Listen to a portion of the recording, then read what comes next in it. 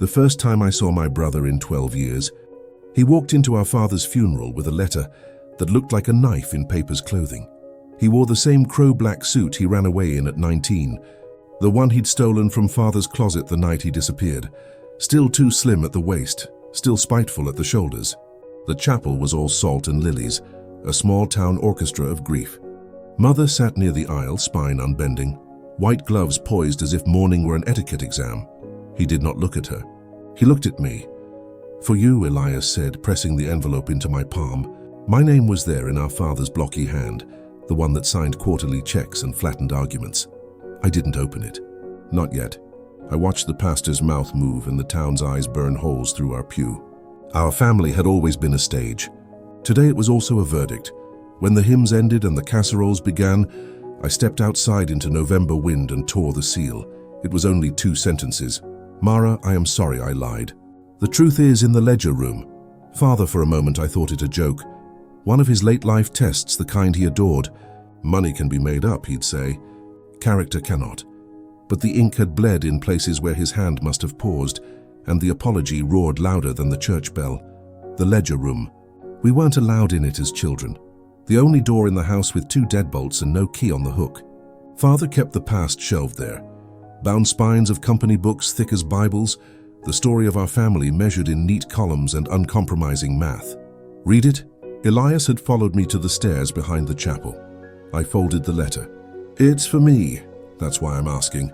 Mother's heels clicked on stone. She stepped into the wind as if it had offended her. "Not here," she said. "You can both come home." "Home," Elias said, tasting the word like something spoiled. Mother didn't flinch. "The town is watching. They always were." The Ashdown house was old enough to have a smell. Beeswax and smoke and the cheap perfume of generations who'd tried to out-scent their mistakes. The banister had a groove where Father's wedding ring had worn it thin. I could find it in the dark. "We're not opening that room," Mother said before she had her gloves off. "Your father's gone. There's no need to exhume his paperwork like a corpse." "He asked me to," I said, holding up the letter. "He asked you to love this family." She looked at Elias when she said it, as if daring him to argue with the platitude. "He asked you to carry it with dignity." Elias laughed. It landed like glass. "He asked me to leave." Mother's mouth tightened, a practiced seam. "You left because you were impatient." "No," he said, and for the first time his voice cut. "I left because I saw what patience turned him into." She walked past us, careful as a dancer, and hung her coat on the peg none of us were allowed to use when Father was alive. The small defiance hung there like a flag. "I'm going upstairs," she said.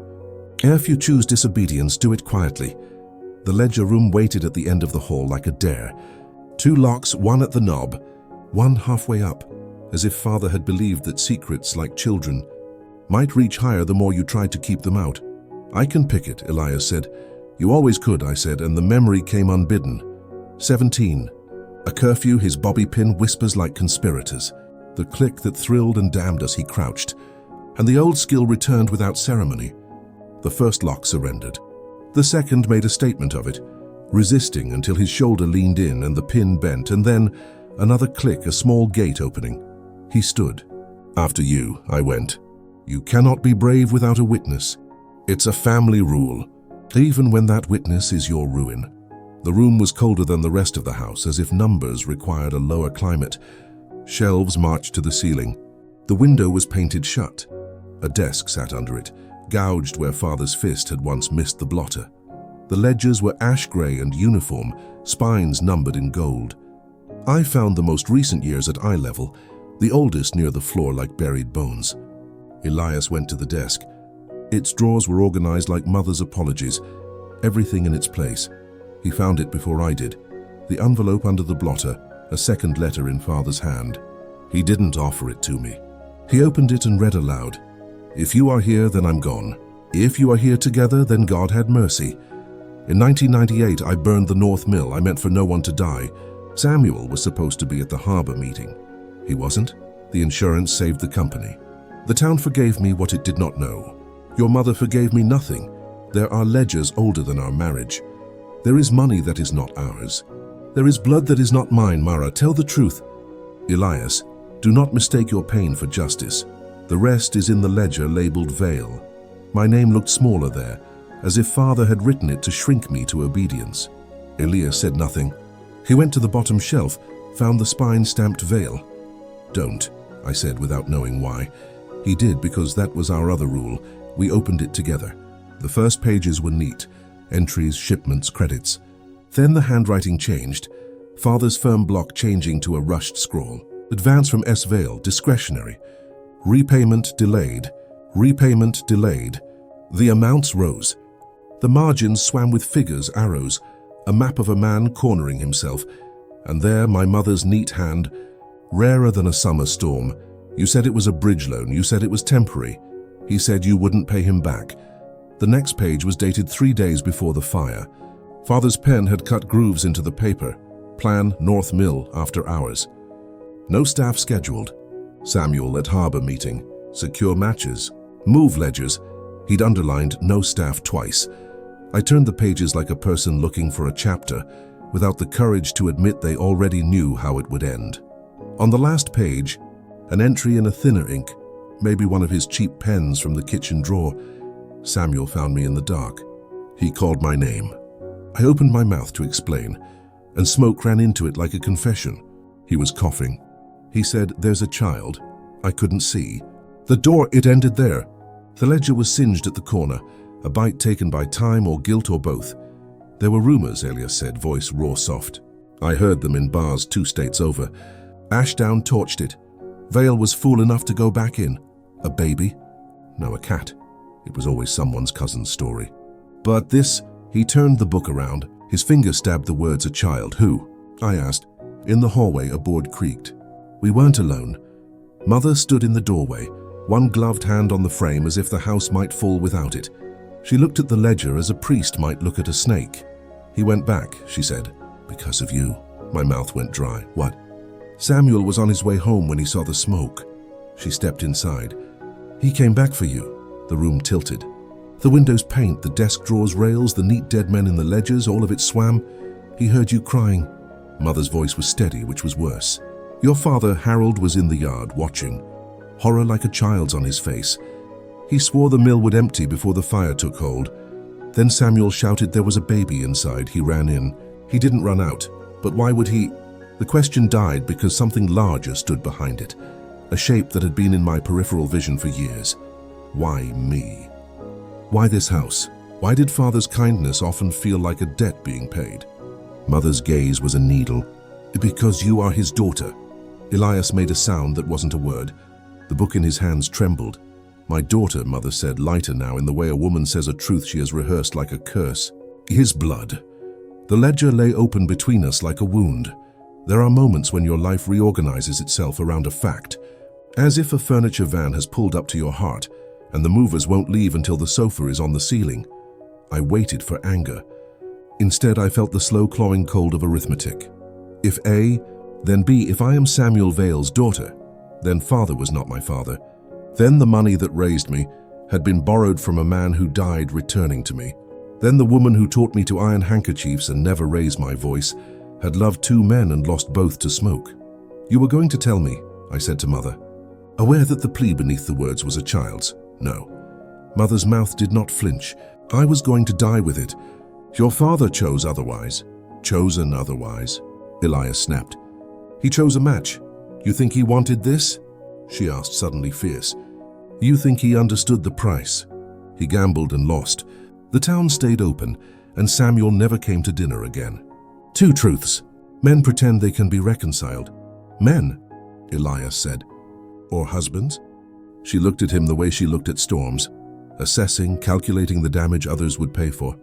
Walk carefully, she said, and somehow the threat was love. I'm done stepping around your furniture, Mother, he said quietly.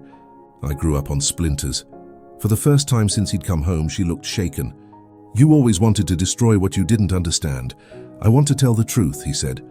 Mother's gloves creaked. You want revenge, and you want to keep the china from cracking while the house burns, he said. We both have our hobbies. A laugh clawed out of me. It was too sharp. Elias glanced at me, and the apology in his eyes was older than either of us. Enough, I said, because someone had to say it in this family at least once. We can stand here and take turns losing the argument. For hours, if you'd like. Or we can decide what to do. Do? Mother said, as if it were a foreign word. The ledger, I said. The money. The town, Samuel, father, me? And me, Elias said. Who are you in this, I asked, if not the boy who ran away? He looked at the floor. His hand traced the desk's old gouge as if it were a map. I met Samuel once, he said, and Mother inhaled sharply. Years ago. He was standing outside the fish shop on Harbour Street, hands in his pockets like he wished he had somewhere better to put them. I was 13. He looked at me and then he looked away, like he'd been bitten by a memory. He asked if I liked working at the mill in summers. I said no, I liked the bookkeeping. He laughed, quiet like he didn't want to disturb the harbour, and said, "The numbers tell the truth if you let them. If you don't, they eat you." Elias looked up. 2 weeks later, he was gone. Mother's throat moved. "You never told me. You never asked." We brought the ledger to the dining room because that's where Ashdowns made decisions we later regretted. The lawyer was due in an hour for the reading. Mother had called him from the stairs with a voice that made even telephones sit up straight. We spread the pages like a picnic of sins. Columns glinted. Names breathed. The North Mill stared at us from a single line item. Repairs, NA. The ledger told that lie with perfect penmanship. "What do we do?" I asked. Mother's jaw suggested she had a list. "We burn it," Elias's chair scraped. "Poetry," he said. "You want to answer one fire with another. You think justice is a stranger who will knock on the door and bless us," she said. "It is not. Justice is a balance sheet," he said. "You know that." Father knew that too. He just stopped reading the columns when they turned against him. "Do you imagine," she said softly, "that I haven't paid?" Silence knelt. I pictured her carrying me from the smoking mill, Samuel's name like soot on her tongue. Father in the yard, a man who'd meant to light only his sin and found himself standing before a pyre. The doorbell relieved us. The lawyer looked uncomfortable before he crossed the threshold, as if the house had already argued with him. In the parlor, he read in a flatter voice than grief deserved. "The house to Mother, the business to me." My stomach turned. I tasted rust. A small bequest to the Workers' Relief Fund. A final codicil, added 2 months ago. He cleared his throat. "To my children, if there exists any document or ledger labeled Vale, it is to be delivered to the next of kin of Samuel Vale, or if no kin can be identified, to the Town Historical Trust for Public Record." The quiet after that felt like a verdict, catching its breath before it shouted. Mother's face did not change. She held her cup precisely, as if the teaspoon were a metronome and propriety a song. "Do you know if Samuel has family?" the lawyer asked. "His wife died 3 years after the fire," I said. "No children. I'd read the obituary the way you look at car wrecks. Slow, shameful, unable to help. He had a sister in Boston, but I don't know." "I do," Elias said. We turned, he swallowed. "I looked after I left. Names are a kind of math too. So I found her, Ruth Vale. She lives near Dorchester now. Or did last I knew." Mother set her cup down. "It made a sound like decisions, call her," she said. "It wasn't forgiveness. It was something older and more practical. The mama bear kind of morality that sets bone in a field with a stick." Ruth's voice was wary and then tired, and then, when I said ledger and Samuel and North Mill, a sound like old rope snapping. "Brother never kept books at home," she said.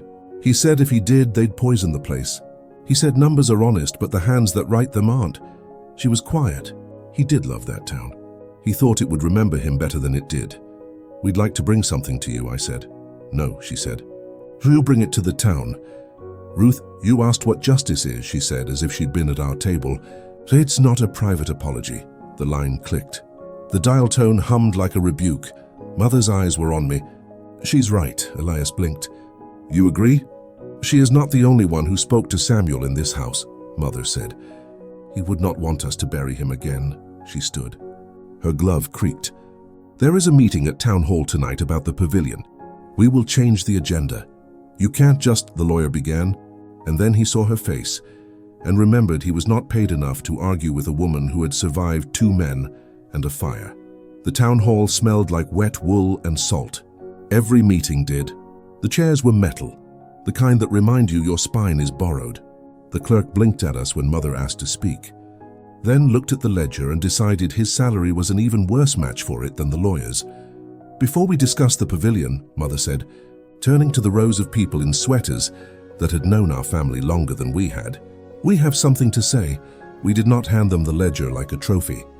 We read from it. We read the parts that mattered and the parts that hurt. We did not read the lines about the kitchen pens or the way Father had written my name like an apology.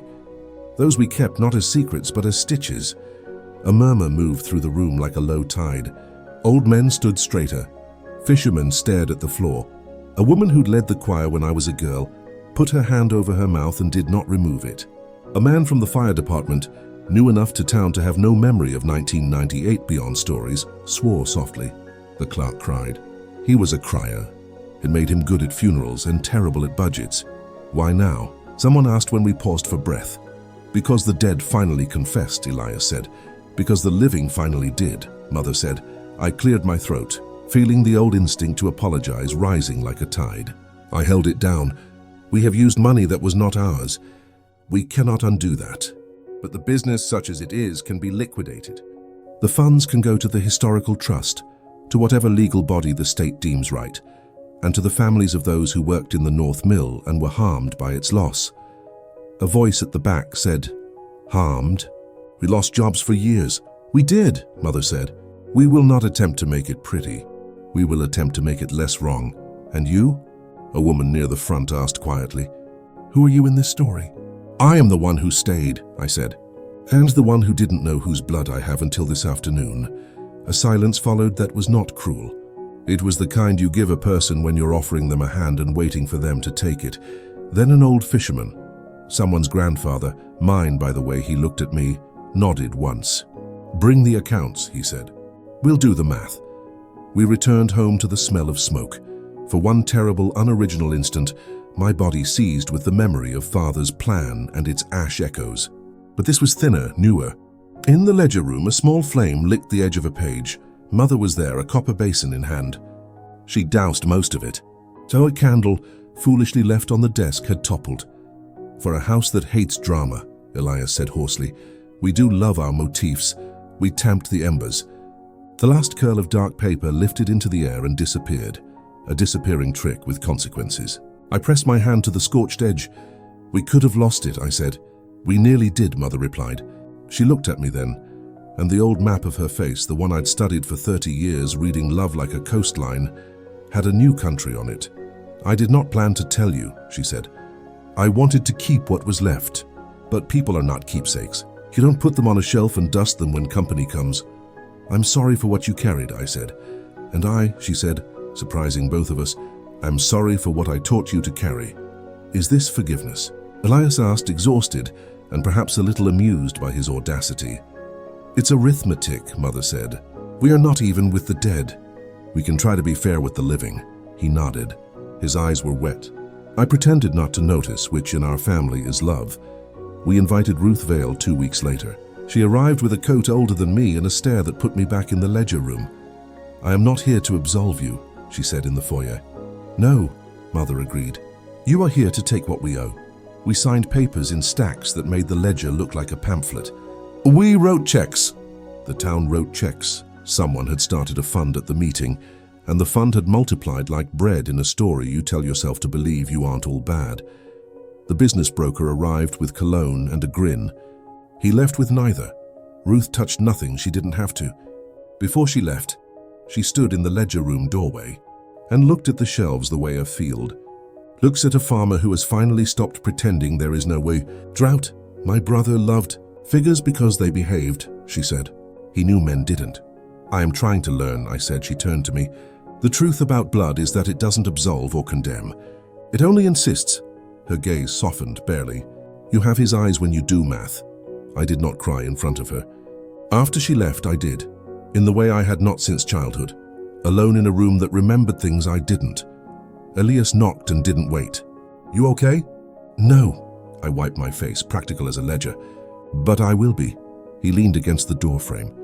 "You were always the one who counted things other people ignored. And you were always the one who kicked doors," I said.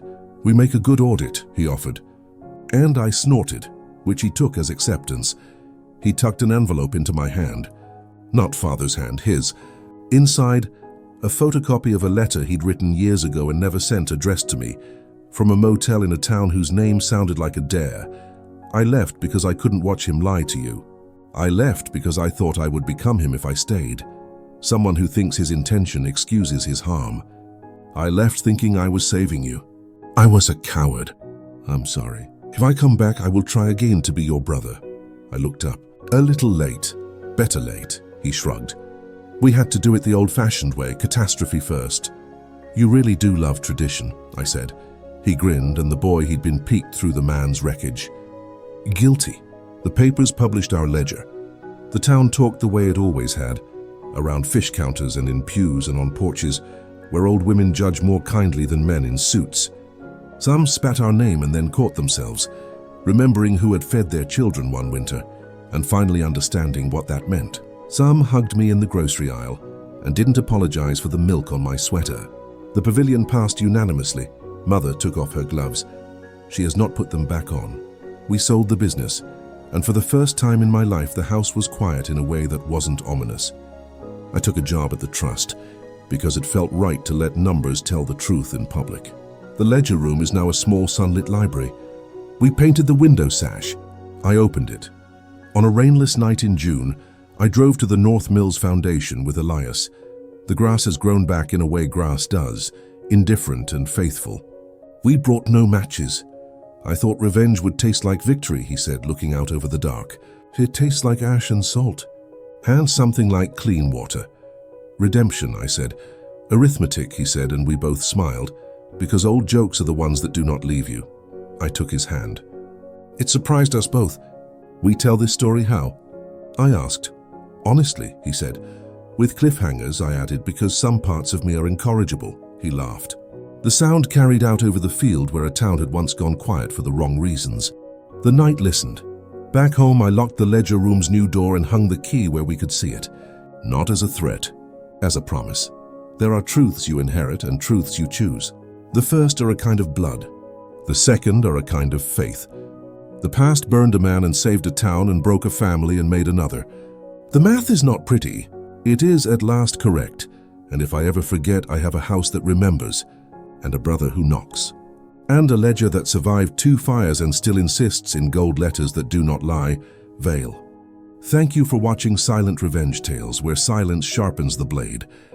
If this story struck a nerve, like, subscribe and tap the bell so you never miss the next reckoning. Tell me below, should truth heal or cut?